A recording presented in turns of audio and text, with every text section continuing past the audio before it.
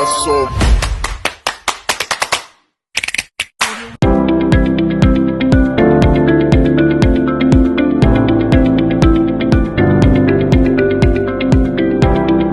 Yan, luto na ang ating sauce. Just continue watching the video. You will see the whole process how I make our pasta sauce. And this is the... Oh, diba? Look at that. How pretty.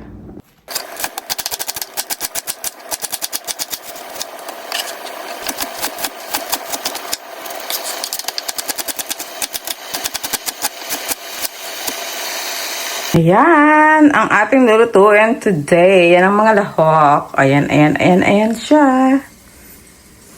Yes.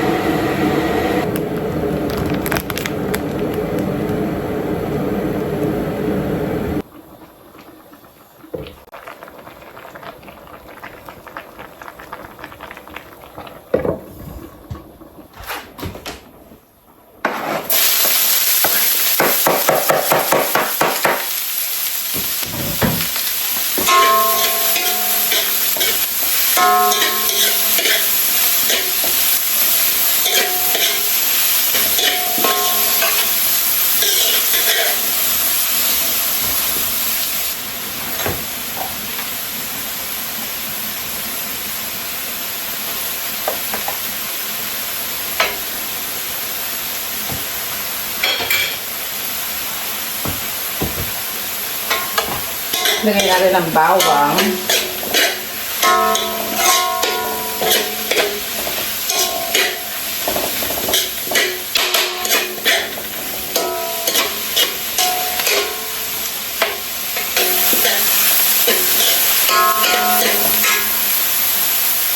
Lagyan natin ating wagyu beef at ang ground beef.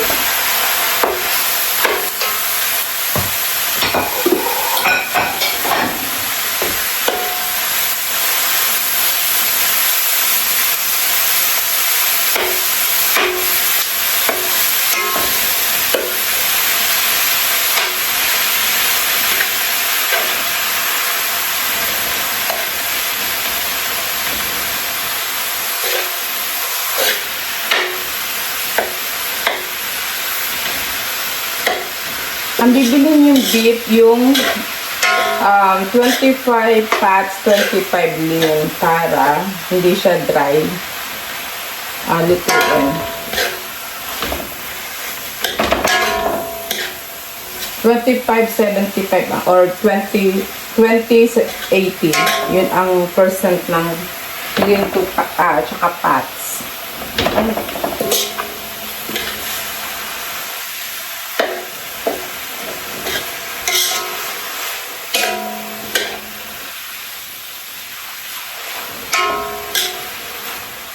Ang tawag sa spaghetti ito ay Taglish spaghetti. Ano kung bakit? Filipino-American style ang gagawin ko. Kaya Taglish spaghetti. Or Taglish pasta. What's it?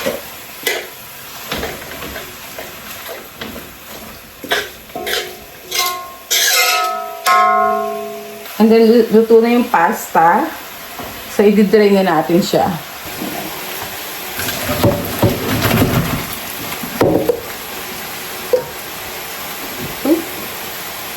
Then, cold water.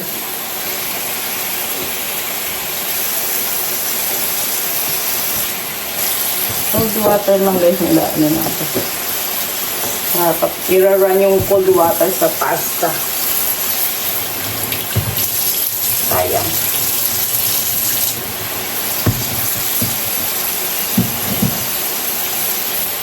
Kasi hindi siya magana.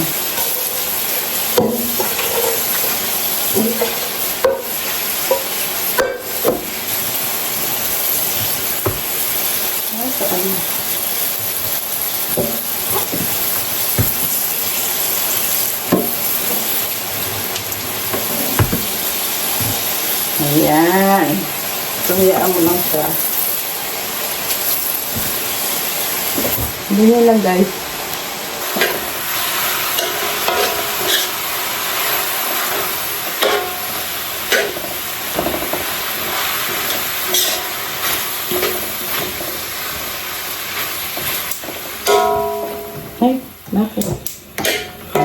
namatay. Nawalan kami ng ilaw kaya ng madaling araw, siguro mga alas 10 yun. Like the whole community walang ilaw.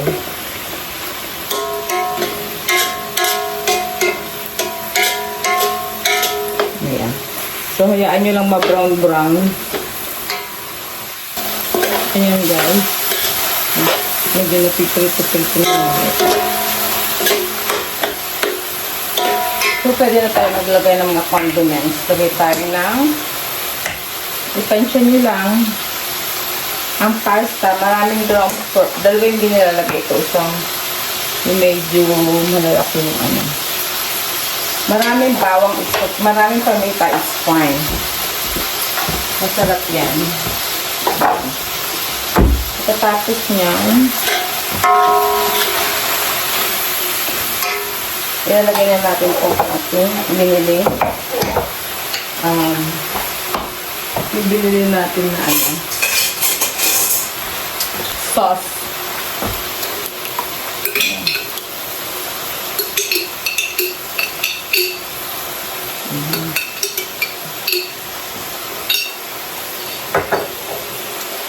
Ayan. Herbal garlic, roasted garlic herbal pasta sauce.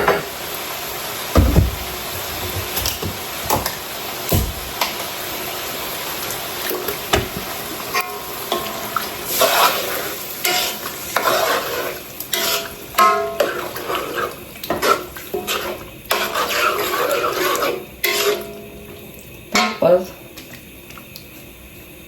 ayan. Lagyan natin doon ng tubig.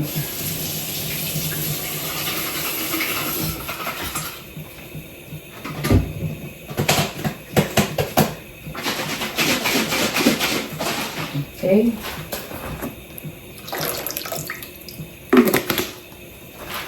Pukasin natin yan kasi ito pwede natin lalagyan ng ating mga inihaw. Mga sauce ng ating inihaw. Okay. Ang ating famous sauce, o diba? Let's see.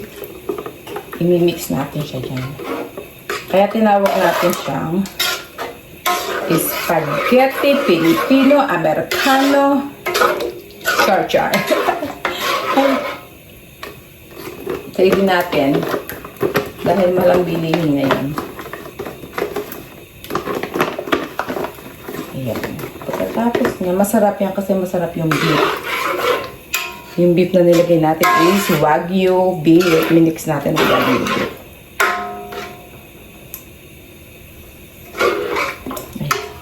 Tuglugan din natin yung water. Di ba matamis ang spaghetti natin? So, hindi ko na siya lalagyan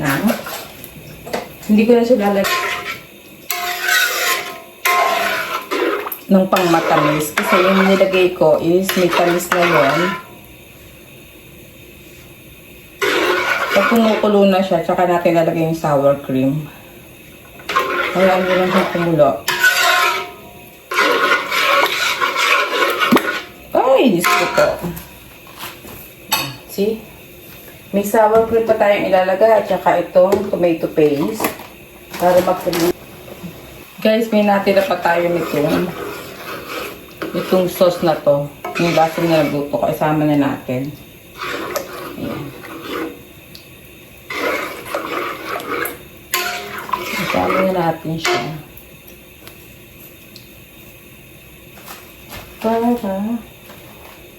Ganda na konfiturit at very sweet.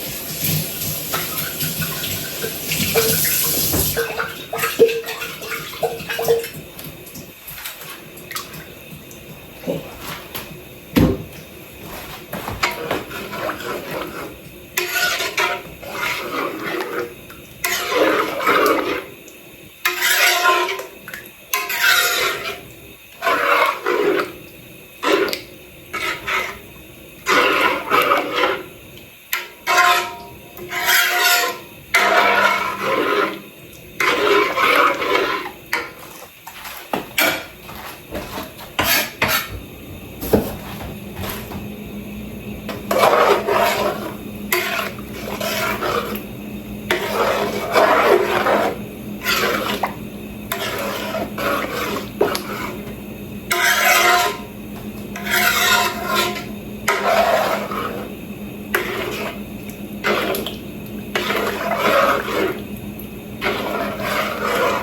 guys, ayan.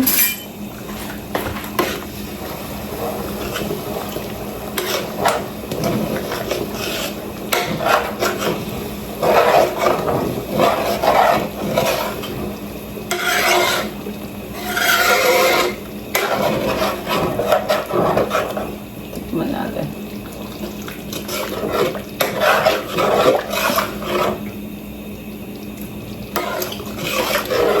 Tapos, remember, ang aking inilalagay ay toyo. Lagyan natin ng toyo.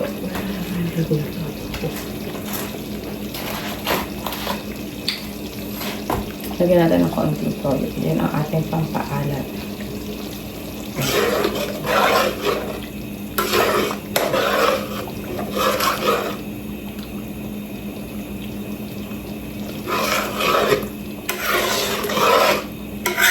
And then, titikman natin ulit time to time. Tingnan natin anong kung tama na.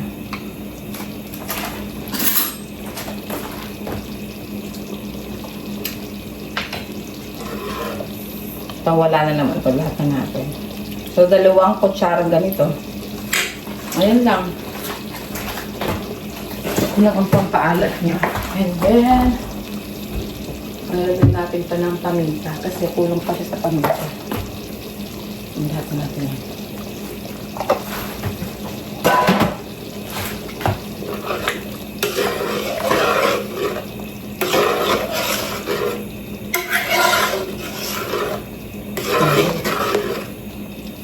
And then, maglalagay din tayo ng bell pepper. Ganyan ang gawin niyo sa bell pepper. I-slice niyo ng maliliit.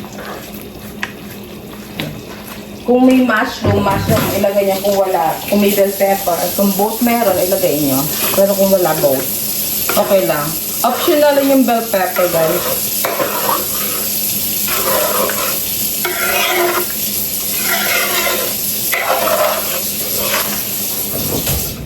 Tapos, lagay niyo siyang 2 cups of sour cream. Yes, 2 cups of sour cream. Ay. Ayaw niya. Dapat kayo. Yan.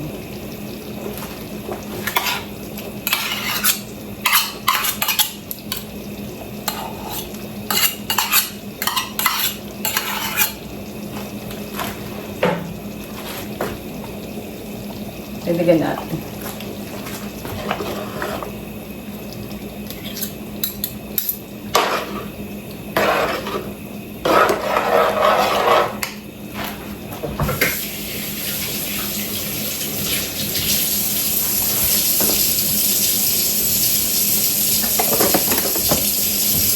Panghuli natin ilalagay ang ating tomato paste. Mix nyo lang. Ayan, mix nyo lang yan para malusaw yung sour cream.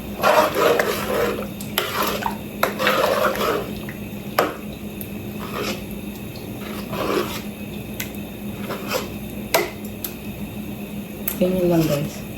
Yan o, diba? Nalusaw na yung sour cream.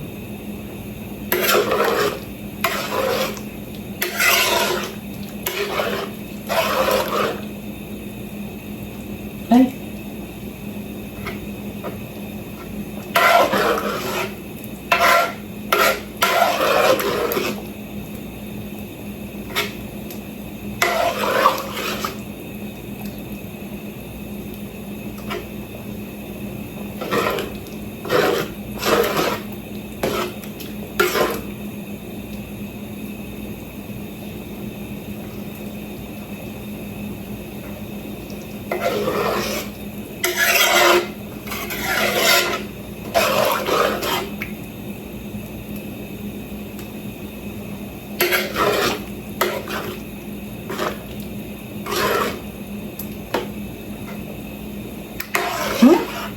Ay, nako.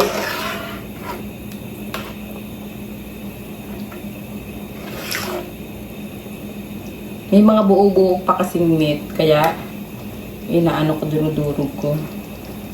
Pero luto na naman siya.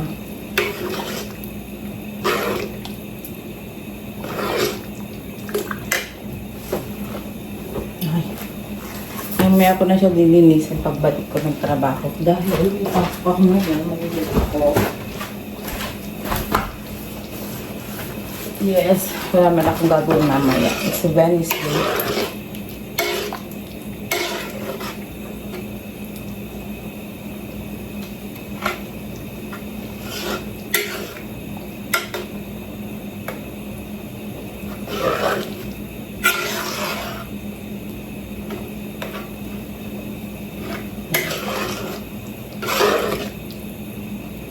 Usually, naglalagay ako ng liver spread sa spaghetti. Pero kasi, kakain to sa Medina.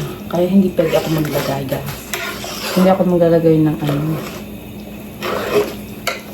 Hindi ako maglalagay ng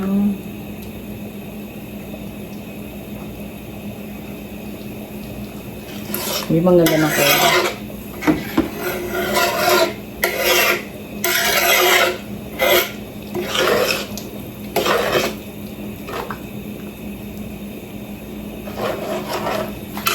Ayan guys, ganyan lang. Kulong-kulo na siya.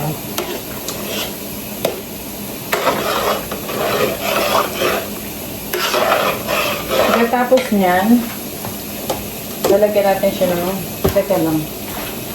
Tignan natin kung anong lasa na after nung nilagyan ko ng sour cream. Harap. Oh. Lagay natin lagay na natin doon lahat. Okay. See? Pag nilagay niyo sa container, inalis niyo sa lata, mukha pa rin siyang fresh. Diba? Guys, may twist to. Lalagyan ko siya ng half and half. Yes. Tignan natin kung ano muli. Nalagyan ko na yung dati. Masarap talaga.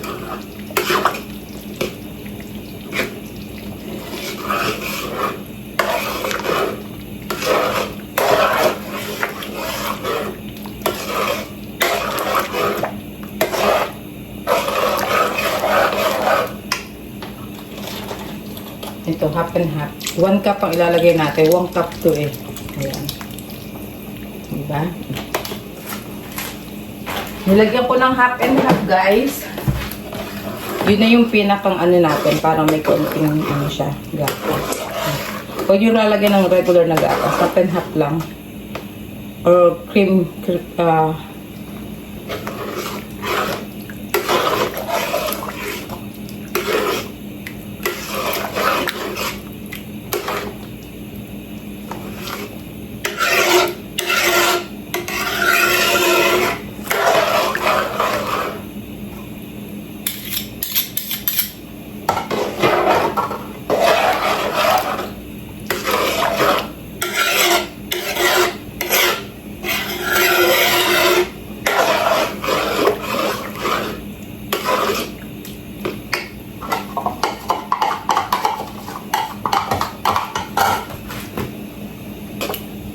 alam niyo yung naandun yung ano, yung konting cake ng tamis. Hindi siya yung sobrang tamis. Sarap siya. Ito bagay siya sa mga curly pasta, yung mga ano, small pasta. Ako ng shredded parmesan cheese. Yeah, ito na yung binili ko. Most of the time, sinasama ko na siya sa sauce. And then magtitira lang tayo ng kaunti para sa ibabaw. O ganito. Pensyon nyo lang ako, gusto ko maraming cheese, mas masarap. Oh. Favorite to ni Kano, kaya si Kano. Hindi ko naman ilalagay yan lahat ng sauce na yan, madami yan. Ayan, ilalagay din yan dyan. Favorite ko talaga maraming cheese. Mas maraming cheese, mas bongga. Diba? Niya, may tapos na to. Ganyan lang, tapos haluin nyo lang. Guys, ang sarap ng sauce.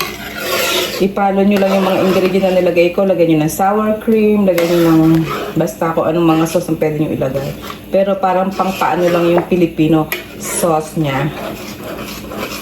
Ayan na. Pwede na siya. Kung may mushroom ang ilagay nyo. Eh kasi naman wagyu beef, di ba? Okay. Ayan na. Isang kulo lang. Pwede na siya. Pwede na siya. At tingnan ko ang oras. Baka ako Pala ang ano, magre-ready pa ako. Ah, shoes. Late na ako. Sasabihin ko na late ako. Magre-ready ako. Malapit lang naman yung trabaho. Ng ating pasta, so nag-inop ko na yung ano, apoy. At ito ang ating ipang sasandok sa ating sauce. At ako'y magre-ready na. Ayan. Hindi ko ito ilalahat. Kalahati lang siguro nito. So.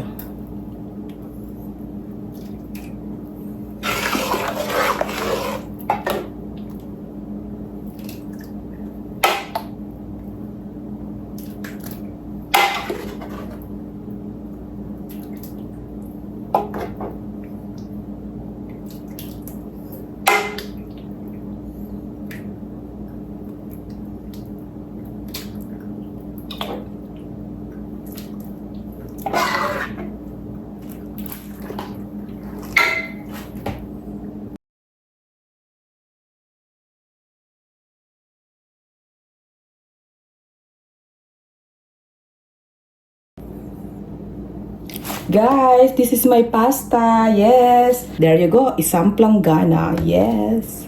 This is the... Oh, diba? Look at that. How pretty.